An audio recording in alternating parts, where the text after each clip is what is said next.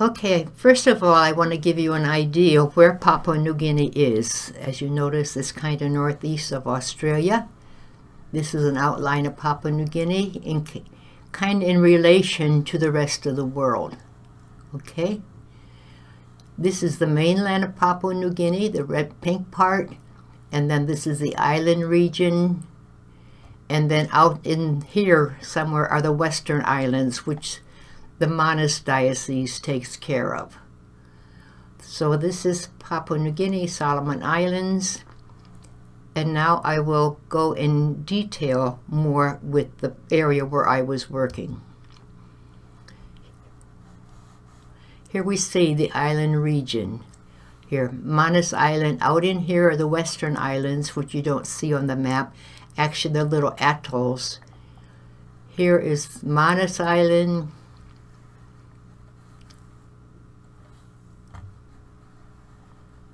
New Ireland, the islands of New Ireland, and New Britain. Okay, our headquarters are here in Rabaul, okay? And then down in here is Bunapopa and Kokopo, which you would have heard me talk about in my letters. This is East New Britain. East New Britain is here. And we had many mission stations here. I was in Bunapopa, which is our headquarters, for a good number of years. I went in 1956, arrived in 1957,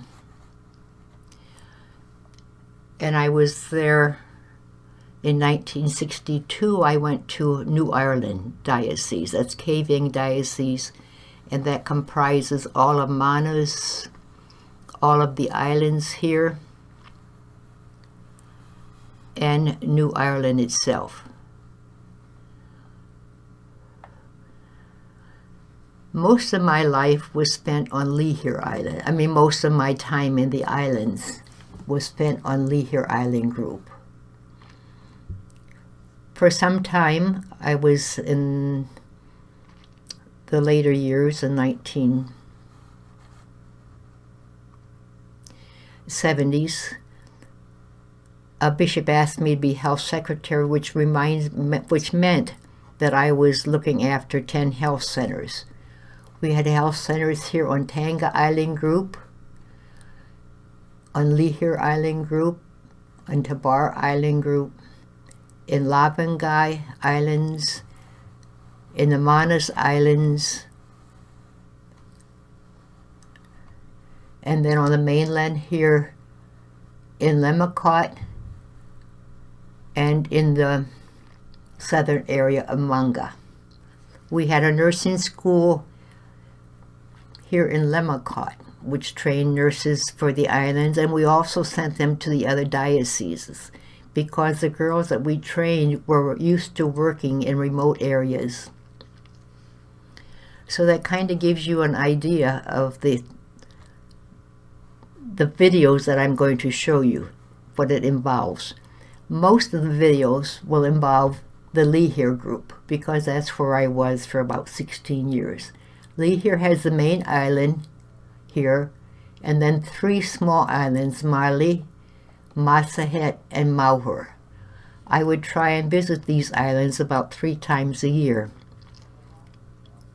trying to check up on the nurses, check up on the people, weighing the babies, examining the mothers. And when I went, the sister who was a teacher would go with me to inspect the schools, encourage the teachers more than inspect, I think. So I think I'll get the video started now that you have an idea of where Lihir is. Lihir is about a 5-hour boat ride from the Matanai. And then it would be a 6-hour drive to Kavieng. Okay?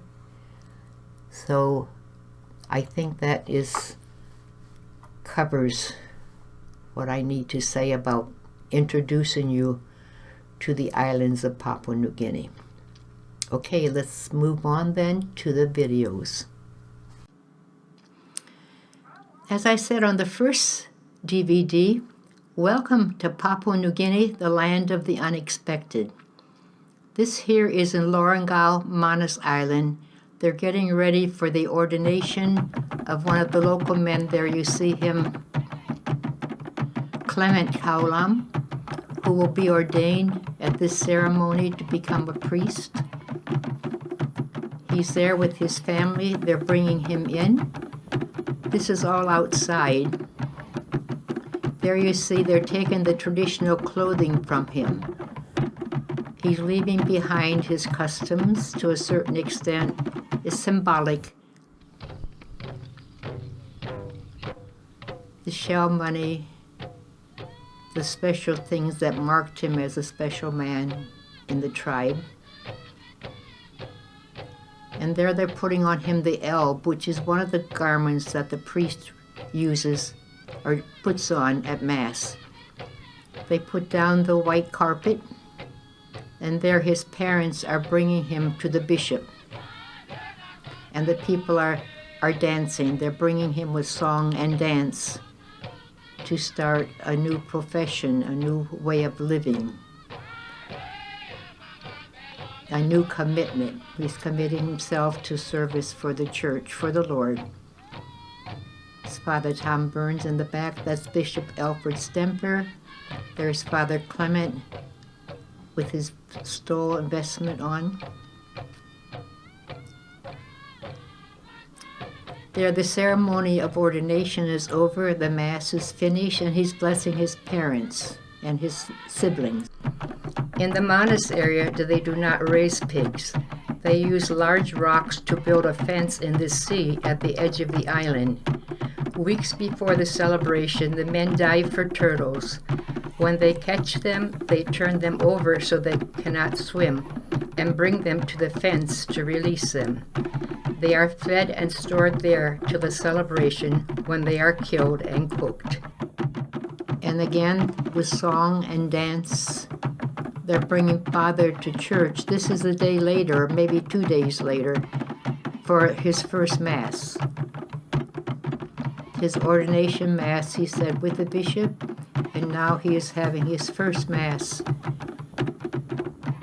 in his home parish.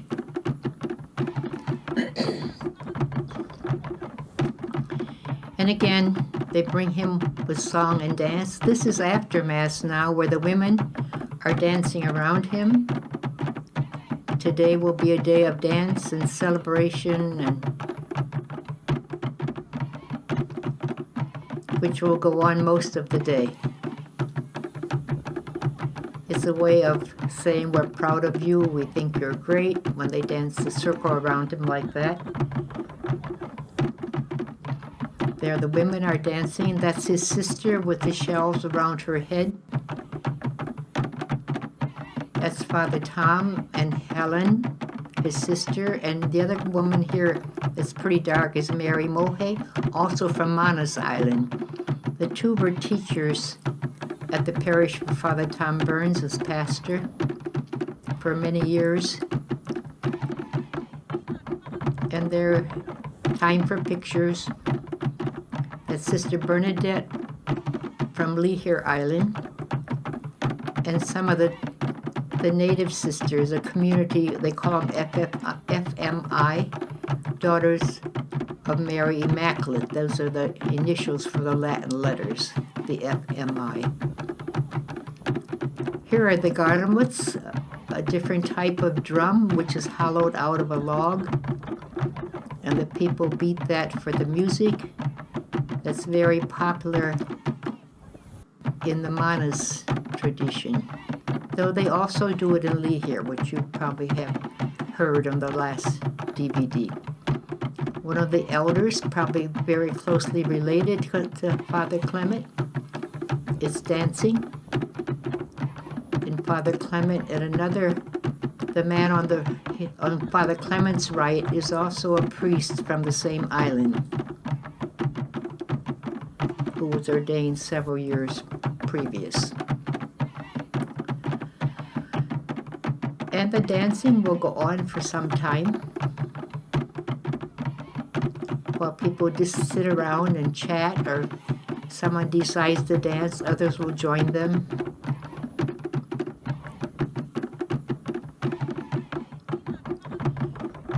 And that's the way most of the day goes.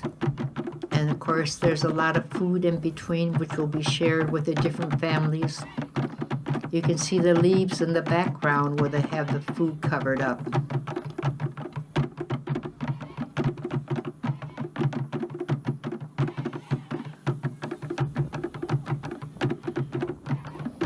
It's probably one of the leaders of the tribe standing there in the back.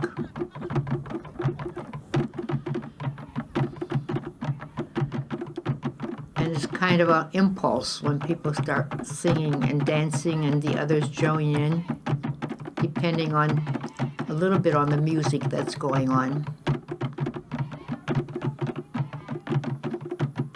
There you see Father again in his native costume for the dance.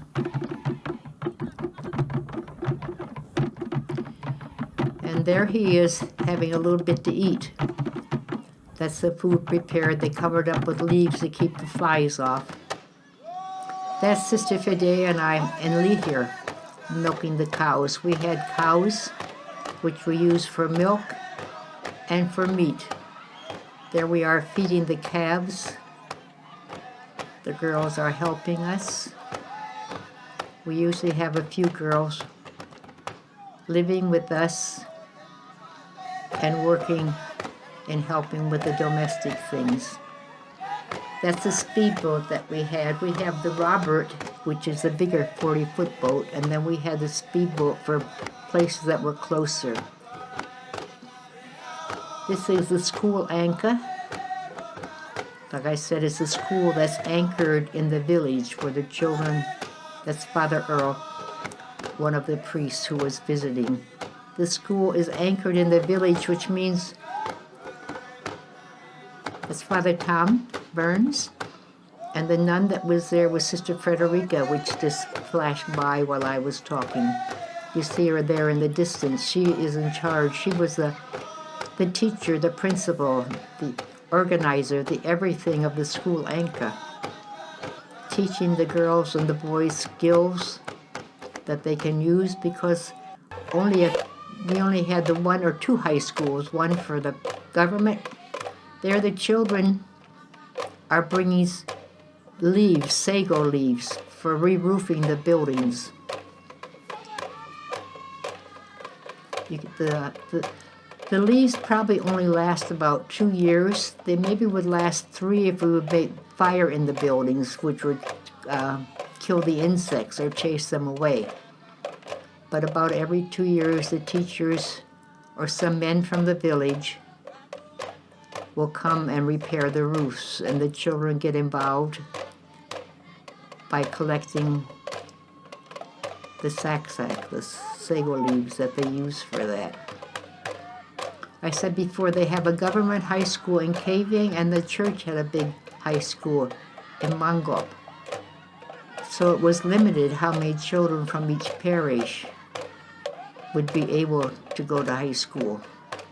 And they had to take a government test and pass the test. This is entertainment at the end of the year, graduation time. The children are doing their local dances, traditional dances, that they don't die out with, because there's a lot of development going on now in Papua New Guinea. New traditions are coming in, new types of music. With education in every country, things change. There the men are beating the garamut, like you said in Manus, only here they do it differently. I hope you will see it again. That's Sister Frederica. At the close of the school year, those are her students, the boys and the girls. Father is giving out the gifts, the prizes. Father Tom Burns from Chicago. That's the bamboo drums. He's using a thong, a flip-flop, to beat the end of the drum to get sound, and it's played with the guitars. The teachers and some of the students are playing the guitars, mostly the teachers. Or maybe some of them have banjos.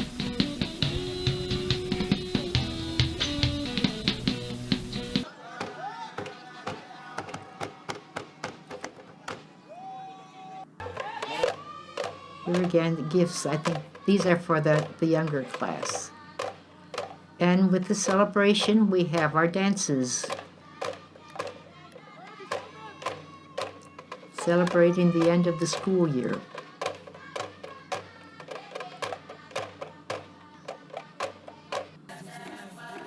And this was a kind of unexpected.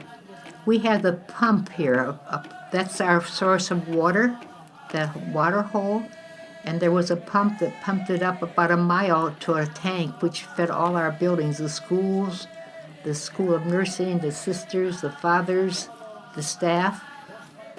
And a man came down to turn the pump off and parked the Jeep, the Land Rover, on a little bit of a slope.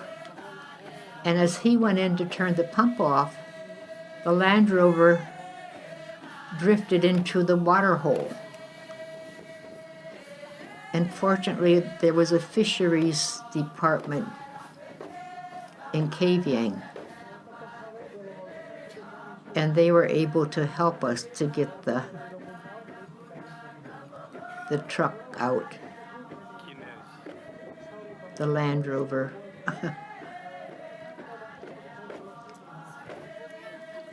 They had to dive in and find a way of hooking the cables to it. And there it's slowly coming, breaking through the water.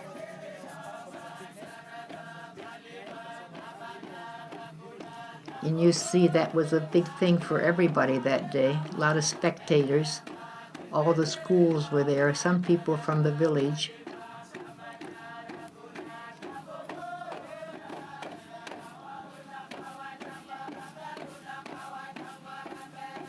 We were fortunate to be able to get it out.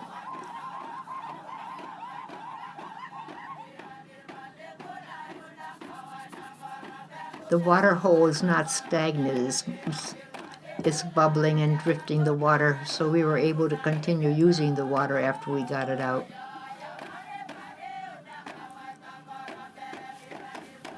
They had the big crane from the fisheries department come. Some of the teachers who are helping there. The boys have a vocational school there. There you see the pump house in the back. This is Lemacot. This is where I was for a good number of years too. I think it may be about 10 or so, maybe more. And that's the church. I think they built a new church. That's the School of Nursing in the background. This is one of the volunteers' houses.